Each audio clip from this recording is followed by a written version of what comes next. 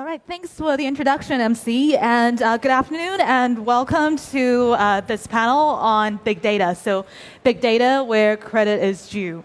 So, let me quickly just reintroduce my speakers. So, to the right, I have Zhou Jing, CEO of Beijing-based Dumiao. And Dumiao is a digital consumer lending business that leverages on technology and big data to make automated credit decisions. And next to Jing is Kenneth Lin from San Francisco-based Credit Karma. He is the CEO and the co-founder. And Credit Karma is an online personal finance company that provides free credit scores and reports to borrowers. And Credit Karma has been a major disruptor in the consumer finance industry and has served millions of customers around the world. And finally, we have John Sun, co-founder and chief credit officer of Chicago-based Avant. And Avant is an online lending platform that applies algorithms, machine learning protocols, and analytical tools to create tailored loans for individual borrowers. And Avant has served more than 350,000 customers and lent more than $2 billion since 2012. So let me start off the panel with a quote from the co-founder and CEO of online lender Kabbage. So the quote goes along the lines of, "You don't disrupt banks by focusing on the advantages that banks have over you." Most online lenders thought by calling themselves a technology company that essentially it makes you one. So what are your thoughts on this, and how has the part about not focusing on the advantages that banks have over you applied to your company? So I'll get Jing to start off. Sure. I do agree with that comment because, if you start small, in terms of the size and also the history, definitely cannot compare to the big banks. So in Dumiao, what we focus on is really the technology. What we have done is we built underlying ground infrastructure where it collects data with customers' authorization from many independent data sources. And then we aggregate them and then clean them, dedupe them, and do feature extraction out of that. And then make the decisions on top of it. And what it does is that in China nowadays, we can actually process over 100,000 applications per day. So the speed and the customer experience is what we compete with the banks. And we don't do the unbanked. We do, a lot of the customers already banked by the banks. But at the same time, we improve over the experience. And therefore, they choose us maybe over the other competitors. So I do agree with that comment, which only technology can enable that. And today, if we grow our business 100 times, and our system can handle that. So the speed and the scalability and the efficiency is really drive the cost down, and eventually that help us to actually get more customers. Okay, so starting off by having the right infrastructure in place. Absolutely, yes. Okay. And how about you, Kenneth? Yeah, I think for us, we took a slightly different angle. We focused a lot on building trust and rapport and value with the user. So our perspective is, if you take a look at lending over the last 100 years, from a consumer's perspective, not that much has changed, right? From a banking perspective, there are CDOs, there are a lot of great instruments. There's been a lot of great innovation in terms of what banks have created in terms of the financial instruments. But from a consumer perspective, it's really hard to know what the best loans are. It's terrible to get qualified. It's very opaque as an industry. So we took a different angle, which is I think that those are the areas that consumers are most frustrated with banks. So our perspective is solve those consumer-oriented problems and everything else will come along. And I think in many ways, that's why we've been able to build a user base of almost 75 million people, because we focus on the consumer experience rather than the technology now. We are a technology company. But from a consumer's perspective, I think they very much think about us as solving a problem company, right? Okay, so pretty much focusing on a niche and targeting the weak spots. Yeah. Okay, and how about you, John? Yeah, absolutely. So if you look at Avant, there's two main parts of the Avant business. One is the Avant lender, which is actually the financial company that lends money directly to consumers to try to make it easier and cheaper for people to borrow. And the second half is actually a software as a service kind of lender in a box platform where we actually collaborate with banks. So in both of those, I think we've taken the view that we don't really want to attack the bank's strength directly. So when you're looking at the FinCo lender, one of the biggest bank strengths is their access to cheap capital through deposits. So if you think about a typical consumer, the more prime that consumer is, the more of the total cost of issuing a loan to that consumer comes from the cost of capital, and the less of it comes from cost of kind of underwriting and cost of losses. So in order to not directly compete with banks, we basically stay out of the prime and super prime areas and really focus on using really advanced machine learning algorithms and predictive analytics to predict who's going to perform better out of what we call the near prime population. And on the second half of the business, the actual software platform side, we're actually collaborating with banks in the spaces that we don't plan to compete in. So for example, the prime and super prime customers, to allow the banks to provide kind of a superior product and customer experience to their customers, which they know best. Okay, so speaking of analytics, and this could be some of a touchy subject for online lenders, but let's talk about the merits of big data. So big data, does it really empower the underbanked, or is it simply just a tool for dressing up lending to subprime groups that banks won't really lend to? So I'll get Kenneth, your thoughts on that. Sure. So, I mean, I think that big data is the great equalizer, right? So credit is a pretty powerful tool. Credit scores, credit data, credit reporting in the US and I think just about everywhere else in the world where it's a very developed industry. And as a result, you can really rank order well credit risk. I think big data is a good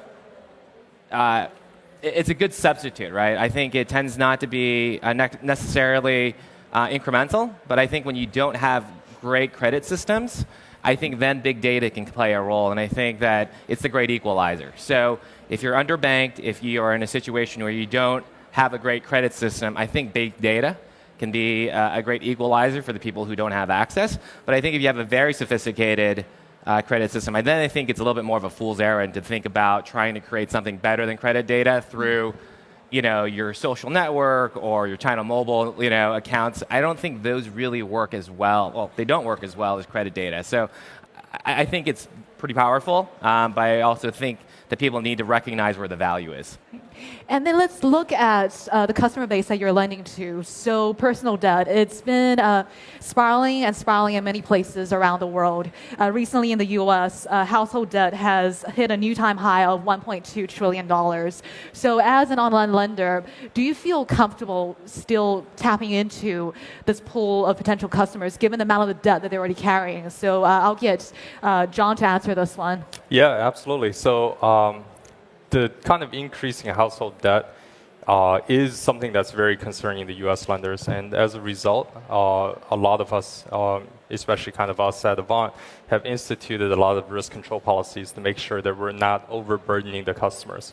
So there's strict limits on kind of what % of your monthly income can go towards repayments, what % of your monthly income can go towards servicing all debt. But at the same time, that number is also a bit misleading because there was kind of a massive decrease in the amount of household debt following the market crash in 07, 08.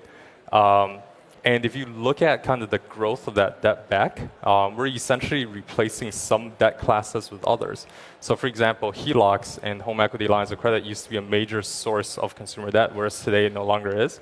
And a lot of that is because the technology and the kind of servicers behind issuing personal loans have gotten kind of so convenient that they're basically replacing HELOCs as an asset class. So as a result, you do see this kind of net increase in certain debt classes, but they're really just wiping out other debt classes.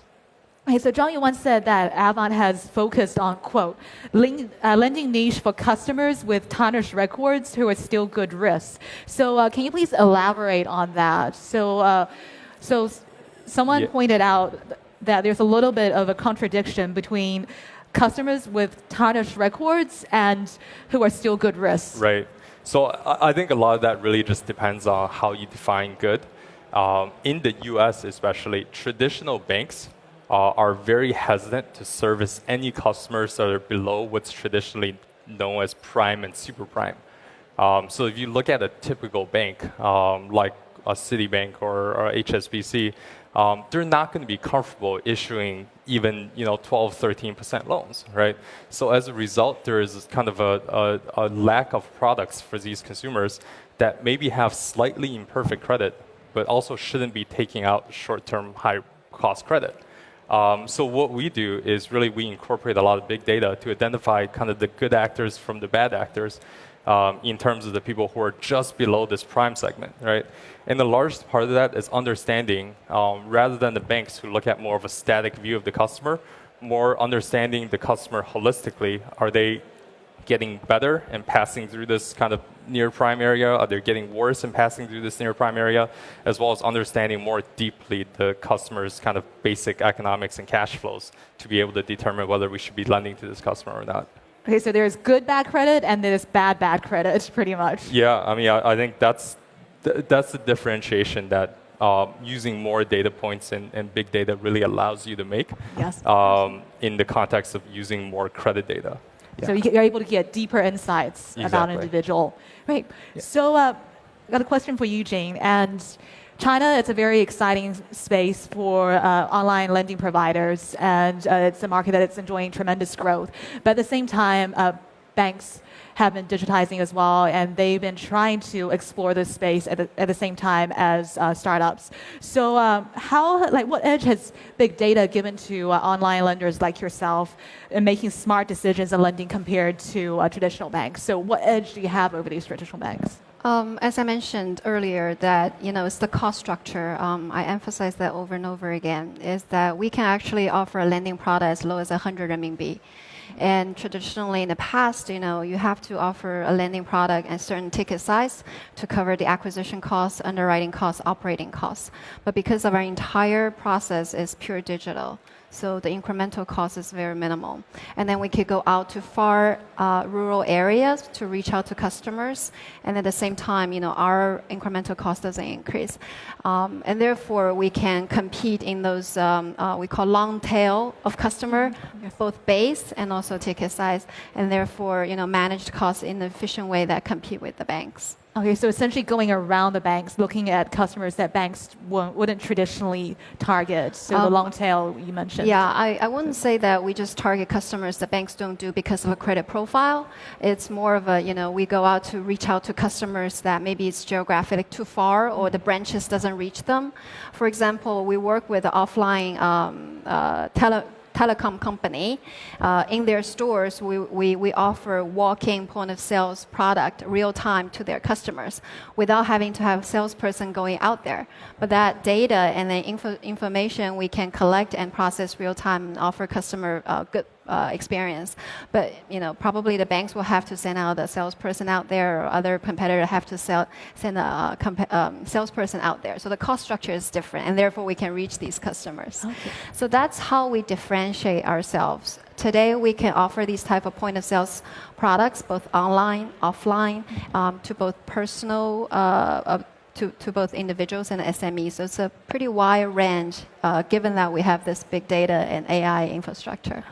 So it must require some pretty heavy-duty technological infrastructure. And I just want to ask you a bit more on that one, because so you talked about the huge data warehouse that requires a lot of underlying infrastructure at Dumiao. And is this something that banks won't be able to replicate in any time in the near future? Will you be able to maintain this advantage that you have over banks? Because right now they're starting to turn their attention towards investing more in technology and digitization. And will this competitive advantage that you have be eventually eroded by the efforts that banks are putting into this space? I never say never, but I think today, we built this up from ground up. Basically, we connect to many, many different data sources real time, and then the information comes in at real time speed. So I think to build that, you require different organization structure, and also 2/3 of our staff are IT or data science. So for now, I think we have a lead on it, but I'm sure if the banks eventually want to come to speed, they can. But just besides the data and the data warehouse, it's also the customer experience itself, the process, the account management, and also risk management. So we build out this end-to-end digital solution for our customers. And also, my group company is called PingTech. we not only offer digital lending, but we also offer wealth management solutions. Okay. Also through mobile, digital, and then through big data. So it's hopefully in the future, the customers, when they come as a lending customer, but as they grow in their lifestyle, they'll become wealth management To customers offer a as portfolio well. of services and all-in-one Exactly. experience for the customer. Yeah. Okay, so we only have 2 minutes left on the panel, so I'd like to get you to take a look into the future and envision what is in it for big data decision making. So will humans become completely obsolete in the process? Will all lending be made by machines? So what do you see in the future for big data and online lending? Yeah. I mean, I think it has to go that way, right? Because I think that there is too much data. I mean, if you think about the longitudinal data and the fact that banks have had access to this information for so long, they just haven't fully utilized it. And I think that the best decision making is going to be in a sort of a machine learning environment. And that's probably an overused term, but if you just break it down to the basics, underwriting is way better than a person looking at a credit decision or an application. And I think that generally has to be the trend. And that's the big missing piece in internet. So if you look at search, you look at e-commerce, you look at travel, everything is big data oriented except for finance. And I think that's why fintech is in such big demand. Yes, and any thoughts from you, John? I would definitely agree. The kind of one caveat to that is changes in business cycles, because there's been so few instances of it, and one of the problems with big data and machine learning is you really need a lot of data points to be able to figure out exactly what's going to happen the next time. And there's a cycle every 5 to 8 years, and in all of our kind of recorded data, there's probably been 10 cycles. So it's very hard to predict what's going to cause the next one and how consumers are going to behave. So it's still important to for lenders to have not only the automated underwriting, but also bank level compliance and really risk controls. All right, thank you, John. And I'll get you, Jean, to wrap up for us. The whole Dumiao and also our PingTech is based on databases and also financial products, and we see ourselves as an enabler of these financial products to those customers and also our business partners. So yeah, definitely, I think this is the trend and it's irreversible. Great. Well, thank you to our 3 lovely panelists, and thank you for joining us on this panel. Thank you. Thank you. Right.